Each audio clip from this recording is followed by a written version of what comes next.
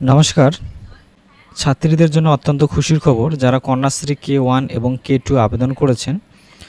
K1 এর ক্ষেত্রে যারা রিনিউয়াল করেছেন 2026-27 অর্থ বছরে, তার যে বছরে 1000 করে টাকা তা কিন্তু আজকে দেওয়া শুরু হলো এবং মাননীয় মুখ্যমন্ত্রী তা বেটি বাঁচাও বেটি পড়াও স্কিমের মাধ্যমে অর্থ প্রদান শুরু করলেন এবং আজকে 10,20,000 ছাত্রীর অ্যাকাউন্টে টাকা যাবে এবং ধীরে ধীরে বাকিদের অ্যাকাউন্টেও টাকা যাবে। এক্ষেত্রে যারা K2 আবেদন করেছেন তাদেরও কোনো চিন্তার কারণ নেই।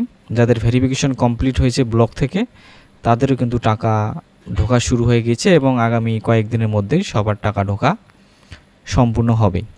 এবং K1 এর বিগত সরকার যে 1000 টাকা করে বাৎসরিক দিত মেয়েদের ক্ষেত্রে, সেটা কিন্তু 2027 সাল থেকে দ্বিগুণ করে অর্থাৎ 2000 টাকা করে বছরে দেওয়া হবে কন্যাশ্রী K1 রিনিউয়ালদের ক্ষেত্রে।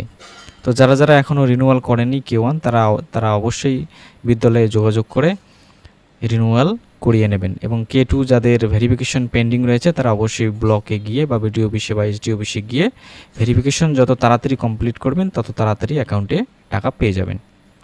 তো আপনারা অ্যাকাউন্ট চেক করে দেখতে পারেন টাকা ঢুকেছে কি না। যদি ঢোকে সেক্ষেত্রে খুবই ভালো, এবং না ঢুকলে 2-1 দিন অপেক্ষা করেন, অবশ্যই টাকা পেয়ে যাবেন। তো দেখে নেওয়া যাক কি বলছেন মাননীয় মুখ্যমন্ত্রী। আমরা পশ্চিমবঙ্গ সরকারের পক্ষ থেকে কয়েকটি বিষয় আপনাদের কাছে উল্লেখ করতে চাই। মোট 20,13,000 ছাত্রী এই বর্ষে বিগত সরকারের যে কর্মসূচি ছিল ছাত্রীদের অর্থ প্রদান, আমরা সমপরিমাণ এবছর দিচ্ছি। এবারে পাচ্ছেন 20 লক্ষ ওর বেশি। বিদ্যালয়গুলি ভেরিফিকেশন করে 10,13,000 টাকা আজকে ট্রান্সফার শুরু হলো।